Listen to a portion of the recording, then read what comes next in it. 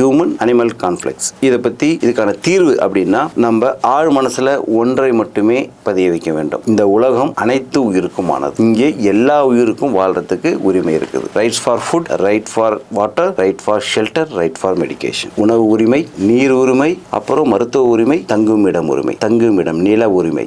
இது எல்லா உயிர்களுக்கும் கண்டிப்பாக உண்டு. அதை நம்ம ஆழ் மனசில் கொண்டுட்டு வந்தாலே அதுங்களுக்கும் இங்கே ரைட்ஸ் இருக்குன்னும் போது நம்ம அதுங்களுக்கு எந்த தொந்தரவுமே பண்ணாமல் நம்ம எப்படி வாழ்க்கையை கொண்டு போகணுன்றதை நம்ம சிந்திச்சாலே இந்த கான்ஃப்ளிக்ட்ஸ் முடிஞ்சிடும். பொதுமக்களுக்கு ஒரு தாழ்மையான வேண்டுகோள், எச்சரிக்கைன்னு கூட நீங்கள் நினைச்சுக்கங்க. இந்த வெளிநாட்டு நாய்கள் வளர்த்து நாய்களை வெளியில் விடுறது தவிர்த்துங்க. நாயை வளர்க்குறதுக்கு முன்னாடி, நாயை எடுக்கிறதுக்கு முன்னாடி குழந்தை ஆசைப்பட்டுச்சு, குழந்தைக்கு விளையாட்டு பொம்மாண்டு கிடையாதுங்க, அது ஒரு உயிர். அப்புறம் நான் ஒரு கௌரவமானவன், நான் பணக்காரன், நான் ஒரு காஸ்ட்லியான டாக் எடுத்து வச்சுக்கிட்டாதான் எனக்கு கௌரவம் அப்படின்றதெல்லாம் தவிர்த்துருங்க. அது ஒரு உயிர், அது பொருள் இல்லை. உங்களால் அதோட கடைசி மூச்சு வரையும். ஏன்னா ஒன்ஸ் நீங்கள் அந்த டாக் எடுத்துட்டீங்கன்னா அது உங்களை முழுசாக நம்புது. உங்கள் பசங்க கூட இன்றைக்கி இருப்பாங்க, நாளைக்கு வேற எங்கேயா போயிடுவாங்க, அவங்களுக்கு வாய் இருக்குது போச்சுப்பாங்க. ஆனால் இந்த நாய்கள், இந்த விலங்குகள், பெட்டு, உங்களை நம்பி இருக்கிற அந்த விலங்குகள் உங்களையே நம்பி இருக்கு. கடைசி மூச்சு வரையும். நோய்வாய்ப்பட்டுடுச்சு, எங்களால் பார்த்துக்க முடியல, நான் வெளிநாட்டுக்கு போகிறேன், நான் படிக்க போகிறேன், அப்புறம் வயசானவங்க இருக்காங்க, வீட்டில் குழந்தை பிறந்துருச்சு, இந்த காரணத்தெல்லாம் முன்னாடியே யோசிச்சுட்டு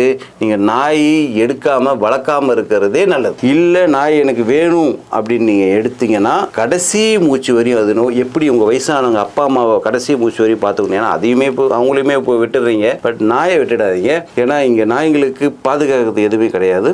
கடைசி மூச்சு வரையும் நாயை பாதுகாப்பேன் அப்படின்னு நம்பிக்கை இருந்தால், உறுதியாக இருந்தால். ஏன்னா இன்றைக்கி வெளிநாட்டுக்கு கூட நாய் எடுத்துகிட்டு போகிறவங்களாம் இருக்காங்க. எங்கள்கிட்ட கேட்கும்போது நாய் வெளிநாட்டுக்கு போகிறேன், பார்த்துக்க முடியலன்னா அதுக்கான வழிமுறைகளை சொல்லி எடுத்துகிட்டு போகவும் வச்சுருக்கோம். அப்படி இருந்தால் மட்டும் நாய்களை எடுங்க.